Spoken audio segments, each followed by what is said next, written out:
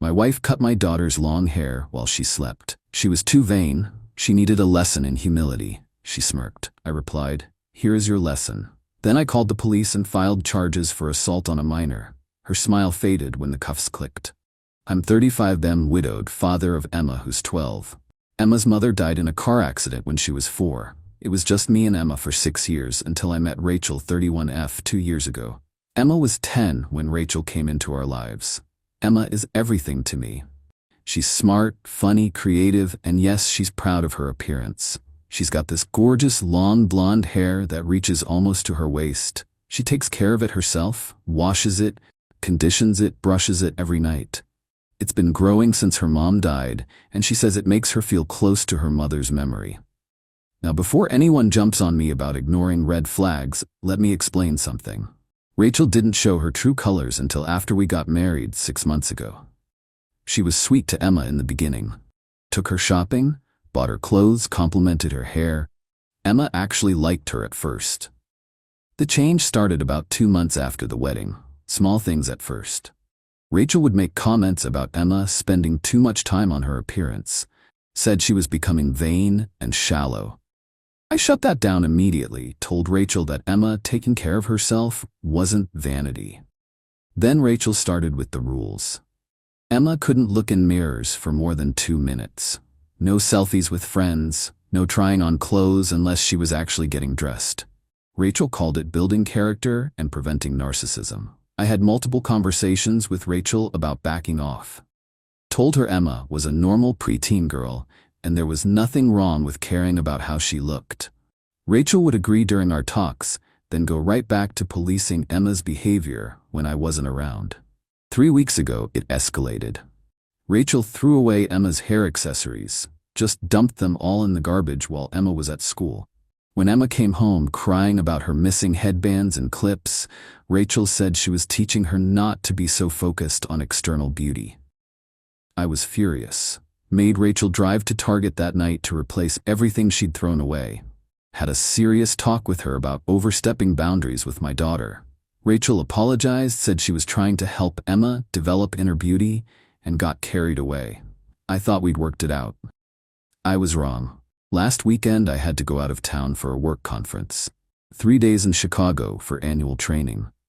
I asked my neighbor Mrs. Chen to check on them, and offered to pay Rachel's sister to come stay, but Rachel said they'd be fine alone. Emma called me Saturday night, excited about her day. She'd deep conditioned her hair and done some kind of braid crown thing she'd learned on YouTube. She was happy and normal, and I went to sleep thinking everything was okay. Sunday morning, my phone exploded at 6 a.m. Emma was sobbing so hard I could barely understand her. Something about her hair being gone, and Rachel standing over her with scissors. I told her to lock herself in the bathroom and wait for me. I threw my stuff in the car and drove 4 hours straight home, breaking probably 6 traffic laws. What I found when I got there will haunt me forever. Emma's beautiful long hair was gone. Cut off in jagged, uneven chunks while she slept. Some pieces barely an inch long, others hanging in weird angles.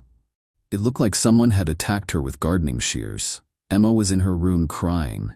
She hadn't come out all morning. When I found her, she looked up at me with these huge, devastated eyes and whispered, "Daddy, she cut off Mommy's hair." That broke my heart into pieces. Emma's hair wasn't just hair to her. It was her connection to her mother. It was part of her identity. And Rachel had butchered it while she slept like some kind of psychopath. I held Emma while she cried and promised her we'd fix this somehow. Then I went to find Rachel. She was in the kitchen making breakfast like nothing had happened, humming to herself while she scrambled eggs. When she saw me, she smiled and said, "Oh good, you're home early. I gave Emma a haircut last night." I stared at her. "You gave her a haircut?" While she was sleeping. She was getting too attached to her appearance. All that time spent brushing and styling it was making her vain. She needed a lesson in humility. The way she said it so casually, like she'd done something helpful, made my blood run cold. "You cut off my daughter's hair without permission while she was unconscious. I'm her stepmother now. I have a right to make parenting decisions. You have 0 rights when it comes to Emma. You're not her parent, and you never will be." That's when her mask slipped completely. She got this nasty look on her face and said, "That little princess has been spoiled her whole life. Someone needs to teach her that beauty fades and she better develop some substance before she ends up a shallow, useless woman like her mother." I saw red. Actually saw red like in cartoons. Rachel had just called my dead wife useless in front of me after assaulting my daughter. For a second I thought I might actually hit her. Instead, I took a deep breath and said, "Here is your lesson." I walked away before I did something I'd regret. Called Emma's pediatrician first to document the haircutting incident. Dr. Martinez said what Rachel did absolutely qualified as assault on a minor and urged me to contact police. Next call was to my divorce lawyer. Left a voicemail explaining the situation and asking for emergency protection order documentation. Then I called the non-emergency police line. Officer Williams arrived within an hour. Professional older guy who took one look at Emma's destroyed hair and got visibly angry. He photographed Emma's head from multiple angles and interviewed her about what happened. Emma told him she woke up feeling cold air on her neck, reached up to touch her hair and felt nothing but stubble in some places. Saw Rachel standing by her bed holding scissors and chunks of blonde hair. Rachel tried to play it off when Officer Williams questioned her. Said she was just giving Emma a trim and it got out of hand. But Emma's hair told a different story. You don't accidentally cut someone's waist-length hair down to scalp level in multiple places. Officer Williams explained that cutting someone's hair without consent is assault under state law. Since Emma is a minor and Rachel isn't her biological parent, it was also child abuse. He placed Rachel under arrest. Rachel's face when the handcuffs clicked shut was priceless. She went from smug and confident to panicked and desperate in about 2 seconds. Started screaming that this was insane and I was overreacting and it was just hair. "It's just hair that you cut off a sleeping child without permission," Officer Williams said as he read her rights. "That's called assault, ma'am." Rachel spent Sunday night in jail, made bail Monday morning, and I immediately filed for a restraining order, which was granted Tuesday after an emergency hearing. She's been calling non-stop from her sister's phone begging me to drop the charges. Not happening. I've spoken to the district attorney's office. They're pursuing assault charges and child endangerment. Rachel could face jail time and will definitely have this on her record. The divorce papers were filed that week. My lawyer says the assault charges make any future contact issues a non-issue. Rachel will never be around Emma again. Emma's doing better, but she was devastated about her hair for weeks. After some therapy sessions, we went to a high-end salon where a stylist named Michelle worked magic. She evened out the hack job Rachel did and gave Emma a cute pixie cut that actually looks amazing. Emma cried when she saw herself in the mirror. Not sad tears, but angry ones. She said she liked how she looked, but she didn't choose this, and that's what hurt. Some woman she trusted snuck into her room at night and took away something precious while she was helpless. That's when I knew Rachel hadn't just cut Emma's hair. She'd violated her sense of safety in her own home, made her afraid to sleep, destroyed something Emma associated with her mother's memory. The psychological damage is going to take time to heal. We start therapy next week, both individual sessions for Emma and joint ones for us. Dr. Martinez recommended a therapist who specializes in children who've experienced trauma. Rachel's family has been blowing up my phone. Her mother called me a vindictive monster for having her daughter arrested over a haircut. Her sister said I'm ruining Rachel's life over nothing and Emma's hair will grow back. They're missing the point completely. This isn't about hair. It's about a grown woman sneaking into a child's room in the middle of the night with scissors and attacking her while she slept. It's about violating trust and safety and destroying something meaningful out of pure spite. Rachel showed me exactly who she is when she thought I wasn't watching. Someone who resents my daughter and wants to hurt her. Someone who thinks she has the right to physically alter a child's body without consent. Someone who called my dead wife useless after traumatizing my kid. The worst part is Emma keeps apologizing. She thinks this is somehow her fault for caring about her hair too much. I keep telling her that taking pride in your appearance isn't wrong, and what Rachel did was 100% about Rachel's issues, not Emma's behavior. Last night, Emma asked if Rachel was coming back. When I told her no, she started crying again, but this time from relief. She said she'd been scared to sleep because she didn't know what Rachel might do next. That's when I realized how bad this could have gotten. If I hadn't come home when I did, what would Rachel's next lesson have been? Would she have cut Emma's nails too short, thrown away more of her belongings, done something even worse? The charges are moving forward. Rachel's lawyer has been trying to negotiate, but the DA isn't interested in plea deals. They want to send a message that adults who assault children face consequences even if they're married to the child's parent.